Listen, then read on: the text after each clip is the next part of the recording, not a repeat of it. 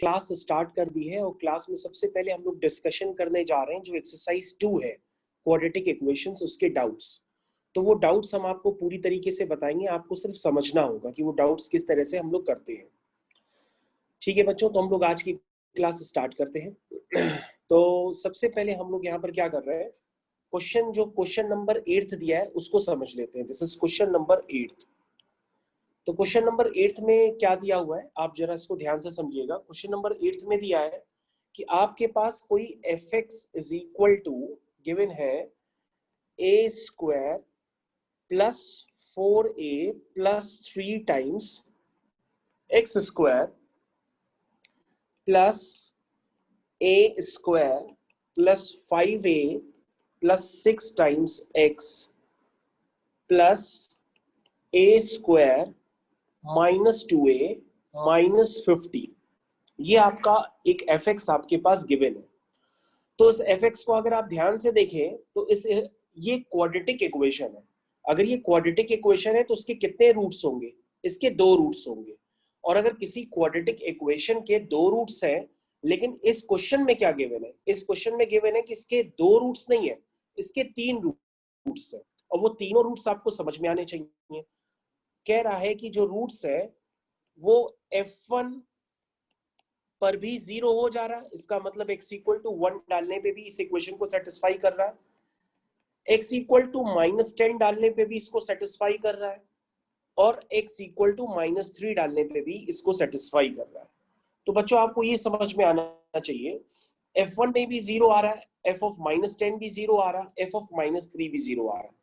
और अगर किसी भी क्वाड्रेटिक इक्वेशन के 2 रूट्स ना होकर के यदि 2 से ज्यादा रूट्स होते हैं तो उसको हम कहते हैं कि वो हमारी इक्वेशन ना रह करके वो इक्वेशन एक आइडेंटिटी की तरह यूज होती है। अगर आपको आइडेंटिटी का बिल्कुल आइडिया नहीं है तो हम आपको समझा देते हैं। जैसे ये एक आइडेंटिटी होती है, sine square theta plus cos square theta is equal to 1। इसमें आप थीटा की जगह कुछ भी पुट करते चले जाइए, theta is equal to 30, theta is equal to 45, theta is equal to 60। हर ये आइडेंटिटी हर थीटा पर किसके इक्वल होगी, 1 के इक्वल होगी। दैट मीन्स उसी तरीके से आपकी ये क्वाड्रेटिक इक्वेशन बिहेव कर रही है। This is quadratic equation. तो बच्चों ये क्वाड्रेटिक इक्वेशन आपकी क्या बन जाएगी, ये एक आइडेंटिटी बन जाएगी। और अगर एक क्वाड्रेटिक इक्वेशन आइडेंटिटी बन जाती है तो उसके जितने भी जो कोफिशिएंट्स होते हैं वो सब 0 के इक्वल हो जाते हैं। क्या हो जाते हैं, 0 के इक्वल। लाइक दिस, जैसे कि मैं आपके सामने लिख रहा हूं। जैसे मान लीजिए F X is equal to 0 into X square plus 0 into X plus 0। अब आप ध्यान दीजिए, इसमें आप x कुछ भी पुट करते रहिए, आप इसमें x कुछ भी डालते रहिए, चाहे आप इसमें x1 डालिए, 2 डालिए, 3 डालिए, 4 डालिए। ये क्वाड्रेटिक इक्वेशन हर x के लिए 0 के बराबर वैल्यू उसकी आएगी। इसका मतलब ये क्या बन जाएगी, आइडेंटिटी। तो आपको ध्यान देना होगा कि किसी भी क्वाड्रेटिक इक्वेशन के 2 रूट्स तो होते हैं, लेकिन अगर 2 या 2 रूट से ज्यादा हो जाए, आप तो सभी लोग जानते हैं कि हर क्वाड्रेटिक इक्वेशन के 2 रूट्स होते हैं, लेकिन अगर रूट्स अगर उसके 2 से ज्यादा हो जाए तो वो इक्वेशन क्या बन जाएगी, वो इक्वेशन एक आइडेंटिटी बन जाएगी। तो आइडेंटिटी के केस में जितनी भी वैल्यूज होती हैं वो सब 0 के इक्वल हो जाती हैं, सारी कोफिशिएंट्स की। इसका मतलब आप ए स्क्वायर प्लस 4a प्लस 3 को भी 0 कर देंगे, A square plus 5a plus 6 equal to 0 इसको भी 0 कर देंगे, और ए स्क्वायर -2a -15 इसको भी आप 0 कर देंगे। इन तीनों को आप 0 कर दीजिए, और 0 करने पर वो वाली a की वैल्यू लीजिए जो तीनों में कॉमन हो। तो तीनों को सॉल्व करिए और a की कॉमन वैल्यू निकाल लीजिए। तो आपको क्या करना पड़ेगा, इसको फैक्टराइज करना पड़ेगा। तो फैक्टराइजेशन भी आपको आता होगा, तो उसको फैक्टराइज अगर करने नहीं आता है तो वो भी मैं आपको कर देता हूं। तो इस तरीके से इसको फैक्टराइज करते हैं तो उसके रूट्स निकल आए, a plus 3 a plus 1 is equal to 0। That means यहां से a की वैल्यू आई है -3 और a की वैल्यू आई है -1। उसी तरीके से आप दूसरी इक्वेशन के भी रूट्स निकाल लीजिए, और जब आप देखें कि a की वैल्यू क्या कॉमन आ रही तीनों के लिए, वही वाली a की वैल्यू एक्सेप्ट कर लीजिए, क्योंकि उस a के लिए ये क्या बन जाएगी, आइडेंटिटी। और तब इसके 2 या 2 से ज्यादा रूट्स हो सकते हैं। ठीक है, तो आपको ये बात क्लियर होनी चाहिए, मैं वंस अगेन रिपीट कर देता हूं कि हर क्वाड्रेटिक इक्वेशन के दो रूट्स तो होते ही हैं, लेकिन अगर दो से ज्यादा रूट्स हो जाए तो उस इक्वेशन में वो एक आइडेंटिटी बन जाती है, और ऐसे केस में हर कोफिशिएंट जो होता है वो 0 के बराबर हो जाता है। तो अब आपको क्या करना होगा, उसको फैक्टराइज करना होगा। फैक्टराइज करने पर जो ए की कॉमन वैल्यू है सभी के लिए वो आप एक्सेप्ट कर लेंगे, वही आपका आंसर हो जाएगा। तो अगर आप ध्यान देंगे तो ए की वैल्यू जो -3 है वो तीनों के लिए कॉमन आ रही है। दैट मीन्स यहां से ए की वैल्यू आई -3 और ए की वैल्यू आई -2। इसको भी आप फैक्टराइज कर लीजिए, तो ये ए स्क्वायर 15 है, 5 3 जा 15। तो आई थिंक फैक्टराइजेशन तो आप सभी लोगों को आता ही है।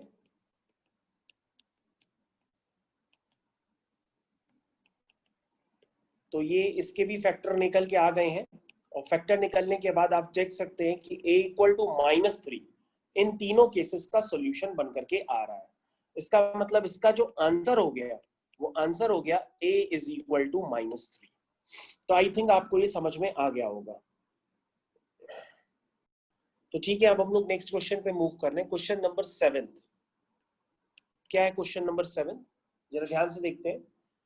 इक्वेशन है x² -10cx -11d equal to 0, ये हो गया। और दूसरी इक्वेशन है x² -10ax -11b equal to 0।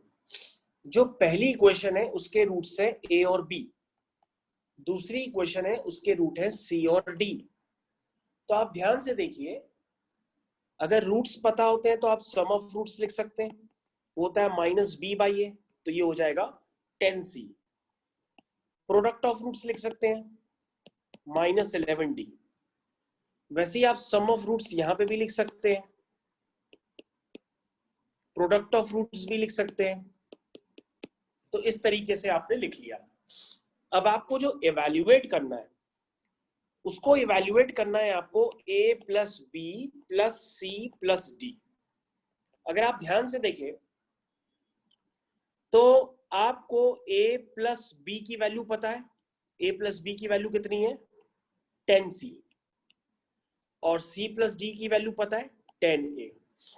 इसका मतलब आ गया a + b + c + d is equal to 10 times c + a। ऐसे भी लिख सकते हैं, या इसको हम ऐसे भी लिख सकते हैं कि यहां पर b और d को सेपरेट कर लो, तो ये हो जाएगा 10c - c + 10a - a। तो b + d आपका आ जाएगा 9 टाइम्स c + a। तो दिस इज इक्वेशन 1। ये एक आपकी इक्वेशन 1 हो गई। अब आपको जो वैल्यू इवैल्यूएट करनी है वो a + b + c + d की वैल्यू इवैल्यूएट करनी है। तो यानी आपको इवैल्यूएट करने के लिए आपको c + a चाहिए होगा, तभी आप उसको इवैल्यूएट कर सकते हैं। ठीक है ना, b + d ये सारी वैल्यूज आपको चाहिए होंगी, तभी आप इसको इवैल्यूएट कर सकते हैं। तो आपके पास अभी एक ही इक्वेशन बनी है, दूसरी इक्वेशंस आप और बना लीजिए। दूसरी इक्वेशंस को बनाने के लिए अब आप क्या करेंगे, इसमें कुछ कॉमन टेक्निक्स यूज करेंगे, ज्यादा से ज्यादा इसको सिंप्लीफाई करेंगे तो उसकी वैल्यू निकल आएगी। सबसे पहले ध्यान से देखिए, जो पहली इक्वेशन है उस पहली इक्वेशन का एक रूट है x = a। x = a इसका एक रूट है, तो x = a इसको सेटिस्फाई करेगा, तो ये हो जाएगा a² -10ca -11d equal to 0। x = a इस इक्वेशन का रूट है, तो उसको सेटिस्फाई कर दिया। सिमिलरली आपके पास एक दूसरी इक्वेशन है x² -10ax -11b equal to 0। x = c इसका रूट है, तो इसको भी सेटिस्फाई करा दो। सेटिस्फाई करा दिया। अब क्या करो, इन दो इक्वेशंस को एक साथ लिख दो।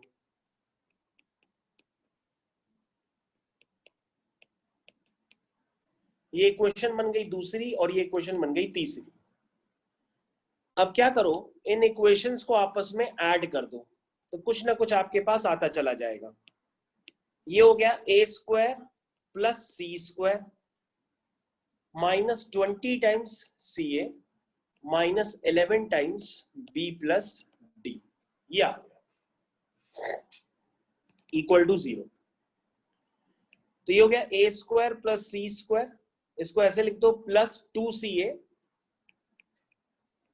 और माइनस 2ca, इसको इस तरह से एडजस्ट कर दो, plus 2a plus 2ca minus 2ca minus 11 times b plus D. b plus D की वैल्यू क्या निकाली है? 9 times c plus A, 9 times c plus ए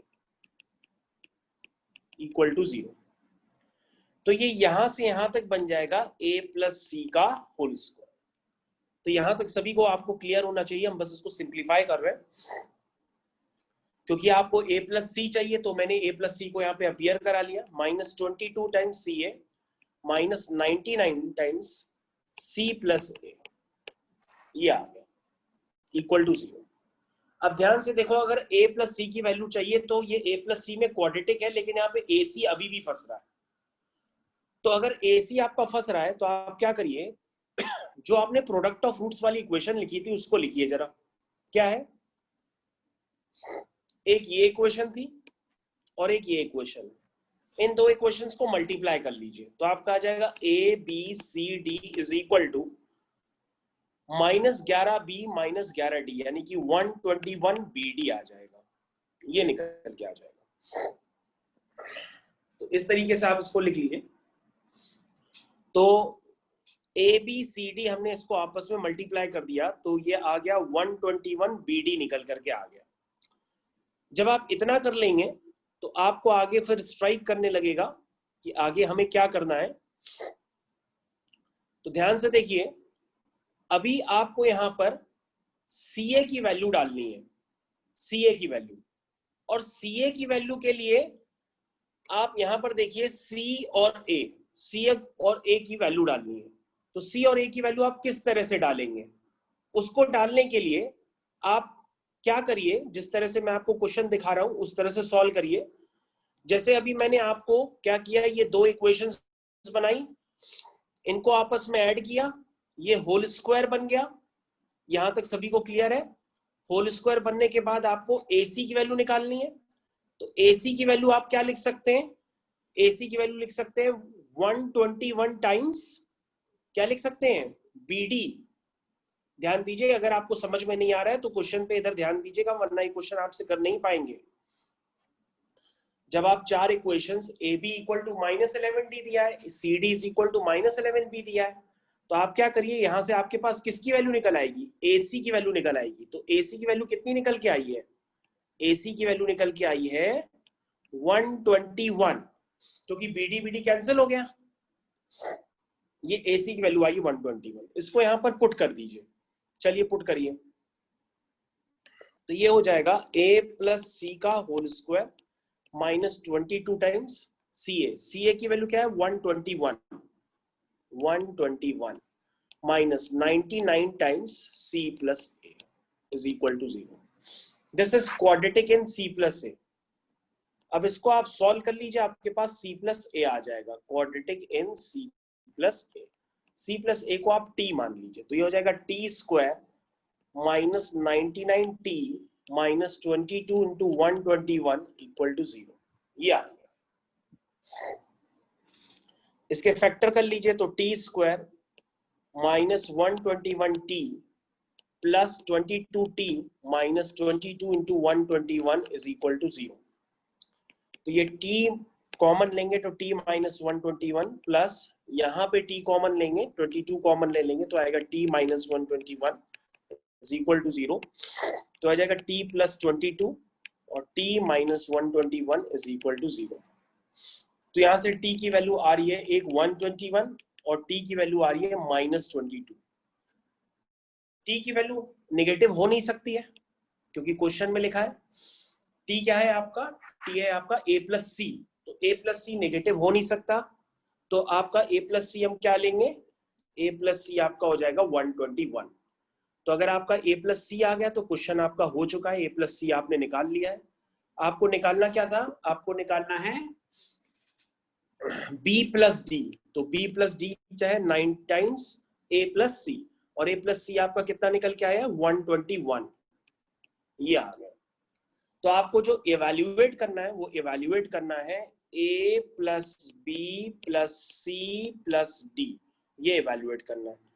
तो a प्लस बी आप निकाल चुके हैं, a प्लस बी क्या है 9, a प्लस बी और b प्लस सी, ये वैल्यू आपको निकालनी है। तो उसमें आप इसको ऐसे लिख लीजिए a plus C plus B plus D. तो a प्लस सी आपका क्या है, ये है 121, और ये है 9 टाइम्स 121, तो 9 टाइम्स 121 प्लस 21 यानी 10 टाइम्स 121, इसका मतलब इसका आंसर आ गया 1210। इस तरह से क्वेश्चन में मैनिपुलेशन करना था। तो क्वेश्चन थोड़ा सा मैनिपुलेशन वाला है, आप जब करेंगे तो आपको समझ में आएगा। तो रिश्ता देखो, तुमको ये क्वेश्चन कहीं बड़ा तो नहीं लगा? यस सर, थोड़ा सा दिमाग लगाना पड़ेगा। देखो हम तुमको फिर से एक बार बता देते हैं, कोई बात नहीं, तुम दोबारा एक बार चेक कर लो, हम दोबारा बता रहे हैं, फिर से हम बता देते हैं दोबारा। तो बच्चों आपके सामने ये नेक्स्ट क्वेश्चन है, ये भी एक एक्सरसाइज 1 का है, क्वाड्रेटिक इक्वेशन। तो आपके पास जो क्वेश्चन गिवन है वो है x square plus 2bx plus C equal to 0, और आपके पास गिवन है कि जो ABC है वो रेशनल है और ABC आपके AP में है। अगर नंबर्स AP में होते हैं तो आप लिख सकते हैं 2b is equal to a plus C, ये आप लिख सकते हैं। अब आप क्या करिए, कभी भी रूट्स का नेचर चेक करना हो तो आप क्या करेंगे, डिस्क्रिमिनेंट निकालते हैं। तो डिस्क्रिमिनेंट जैसे ही आप निकालेंगे तो आएगा बी स्क्वायर माइनस 4ac, तो b की जगह आपका 2b है तो ये आ जाएगा 4b स्क्वायर माइनस 4ac। अगर 2b is equal to a plus C given है तो 4b स्क्वायर क्या होगा, दोनों तरफ स्क्वायरिंग कर दो, तो ये आ जाएगा 4b square is equal to a plus C का होल स्क्वायर। तो जैसे हम यहाँ पर वैल्यूज पुट करेंगे तो आपके पास आ जाएगा a square plus C square plus 2ac, इसको आप सिंप्लीफाई करेंगे तो ये एक परफेक्ट स्क्वायर बन जाएगा। और आपको हमने थ्योरी में पॉइंट्स लिखाए हैं फर्स्ट क्लास में कि अगर आपके पास ABC रेशनल हो, D एक परफेक्ट स्क्वायर हो, तो जो रूट्स होते हैं क्वाड्रेटिक इक्वेशन के वो रियल होते हैं और रेशनल होते हैं। तो सारे क्वेश्चन इसी कंसेप्ट से करने होते हैं। ओके बच्चों, तो आपकी स्क्रीन पे नेक्स्ट क्वेश्चन है, find the value of a plus B plus C whole divide by a minus B plus C. तो जैसा कि आपको थ्योरी में पढ़ाया गया है कि कोई भी क्वाड्रेटिक इक्वेशन होती है तो उसका अगर इमेजिनरी रूट्स होता है a plus i B type का, तो दूसरा इमेजिनरी रूट उसका कॉन्जुगेट एग्जिस्ट करता है a माइनस आई बी। अगर a प्लस बी होगा तो आई बी होगा तो a माइनस आई बी हो जाएगा, और अगर एक root a minus i B होगा तो दूसरा root a plus i B हो जाएगा। तो उसी कंसेप्ट को मैंने यूज किया और आपको समझाया कि सम ऑफ रूट्स निकालिए। तो सम ऑफ रूट्स निकालेंगे तो वो माइनस बी बाई ए होता है, तो वहां से b की वैल्यू आ गई -8 है।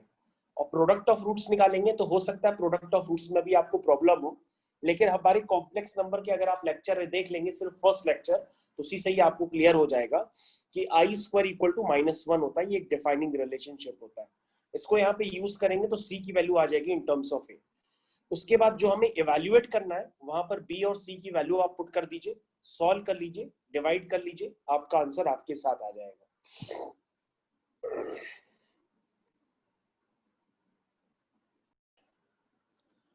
तो ठीक है बच्चों, अब हम लोग आगे नेक्स्ट क्वेश्चन करने जा रहे हैं। नेक्स्ट क्वेश्चन आपकी स्क्रीन पे आ रहा है। क्वेश्चन है, उसको आपको ध्यान से समझना होगा। सॉल्व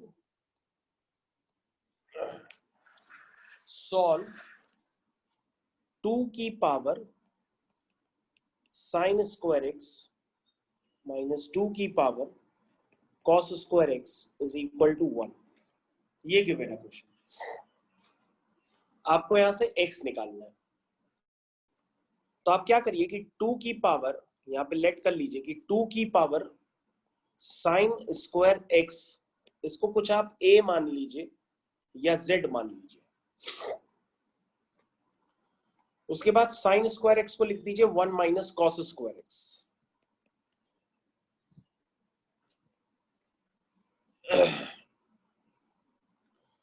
ध्यान से देखिएगा मैं क्या करने जा रहा हूं।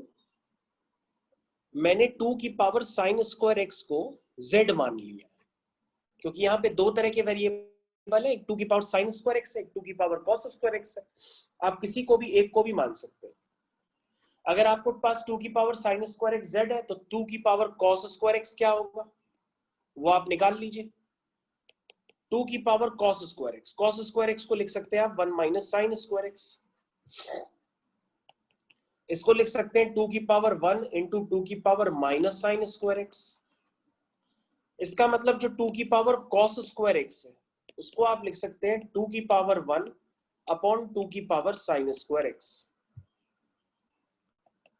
दैट मीन्स 2 की पावर कॉस स्क्वायर एक्स जो हो गया वो हो गया 2 अपॉन 2 की पावर साइन स्क्वायर एक्स। उसको आपने क्या माना है जेड।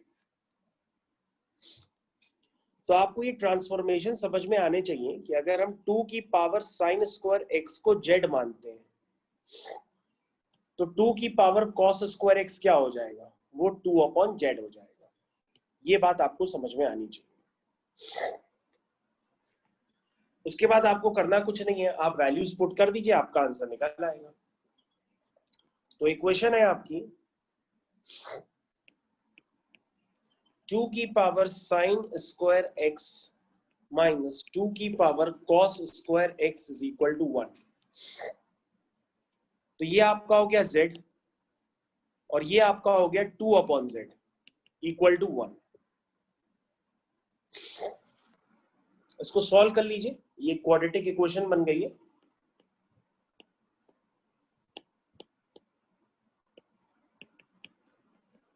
तो ये हो गया Z square minus 2 is equal to Z, यानी Z square minus Z minus 2 is equal to 0।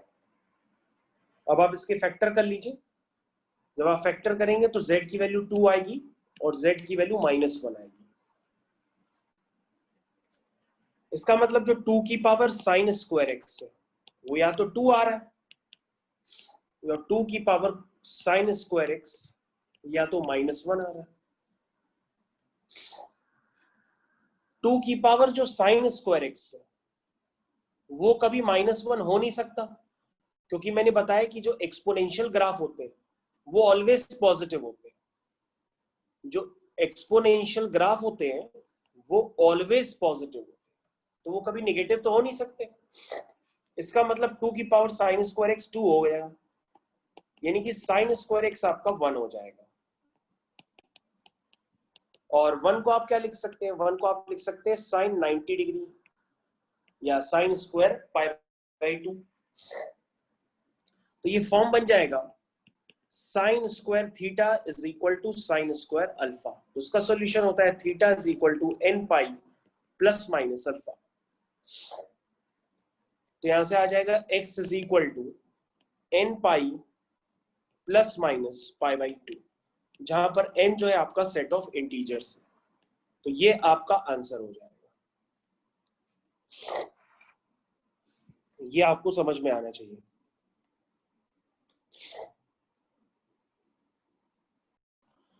Okay बच्चों, तो आपकी स्क्रीन पे नेक्स्ट क्वेश्चन आ रहा है। क्वेश्चन है क्वेश्चन नंबर 16। देखिए क्या लिखा है, solve log base 4 2x square plus x plus 1 minus log 2 2x minus 1 is equal to 1. This is the next question of log quadratic equation based upon logarithm.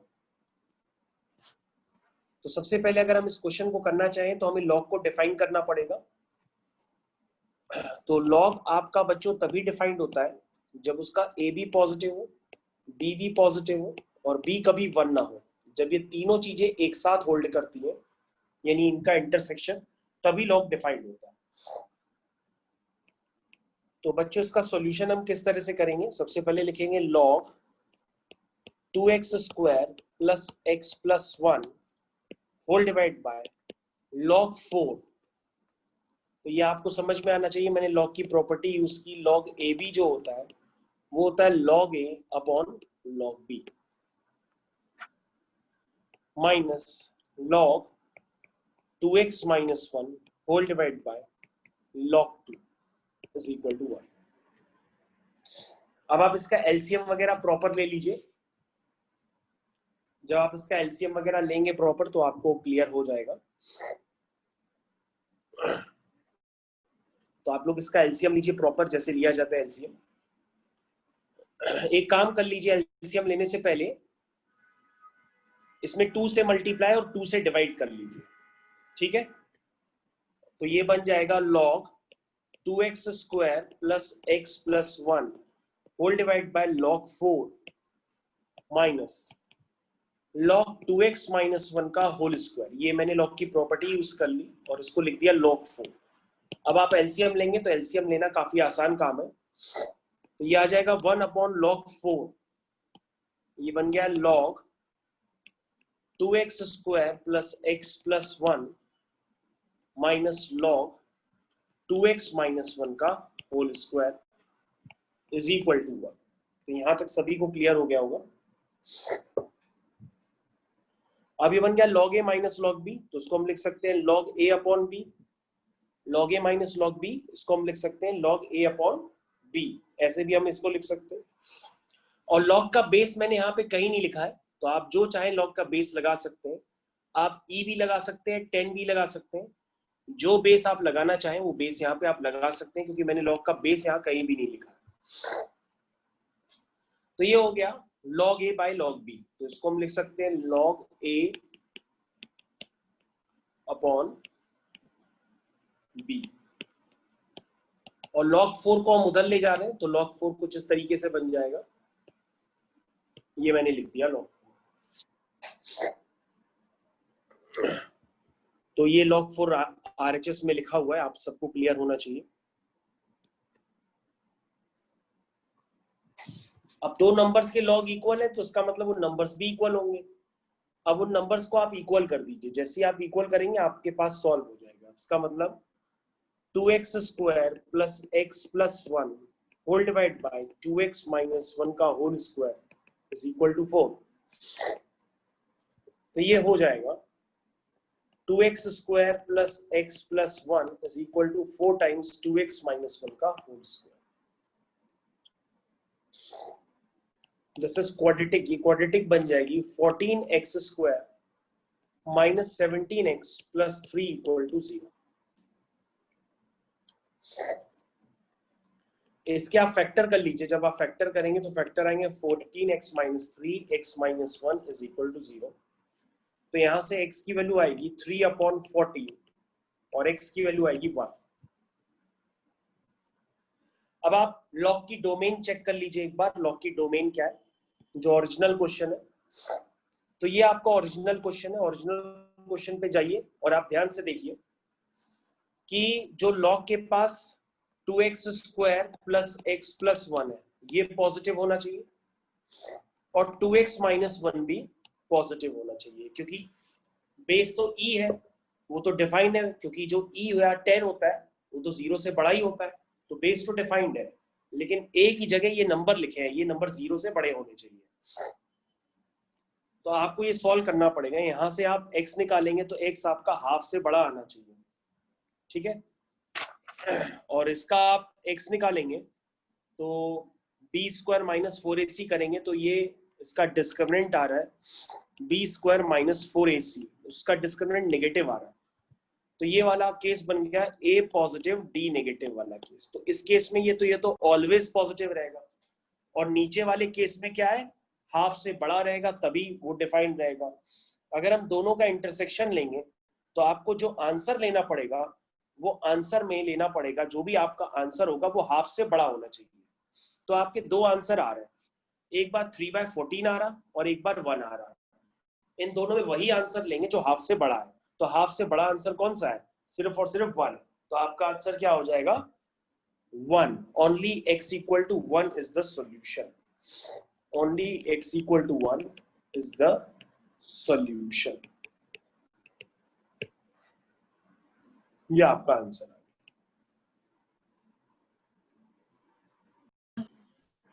Okay बच्चों, तो हम लोग next question एक बार फिर से डिस्कस कर लेते हैं। नेक्स्ट क्वेश्चन है x square plus P x plus Q is equal to 0 has roots alpha and beta. तो सबसे पहले हम इसका सम ऑफ रूट्स लिख लेते हैं, minus P, product of roots लिख लेते हैं क्यू। उसके बाद हमें इवैल्यूएट करना है अल्फा की पावर 4 प्लस बीटा की पावर 4। उसको हम जो गिवन है उन्हीं क्वांटिटीज के टर्म्स में ही एक्सप्रेस कर लेते हैं। यानी alpha square plus beta square का whole square minus 2 alpha square beta square. अब हमको alpha square plus beta square नहीं पता है, इसको हम अलग से इवैल्यूएट कर लेंगे। जब हम अलग से इवैल्यूएट करेंगे तो हमारे पास alpha square plus beta square की वैल्यू निकल करके आ जाएगी। तो अगर आप ध्यान से इसकी वैल्यूज यहाँ पे जब पुट कर लेंगे तो पुट करने पर आपको साफ साफ समझ में आएगा कि इसका आंसर क्या निकल के आ रहा। आंसर इज p की power 4 plus 2q square minus 4p square Q. तो ये जो आंसर है वो आपका डी पार्ट है। आई थिंक आप लोग को ये जो जेई मेन एक्सरसाइज है उसका क्वेश्चन नंबर 2 क्लियर हो गया होगा। This is question number, booklet का है आपका JEE Main exercise question number 2। और क्वेश्चन नंबर 1 आप क्रॉस चेकिंग से भी कर सकते हैं, वो आपसे हो जाएगा जैसा कि अभी हमने डिस्कस किया।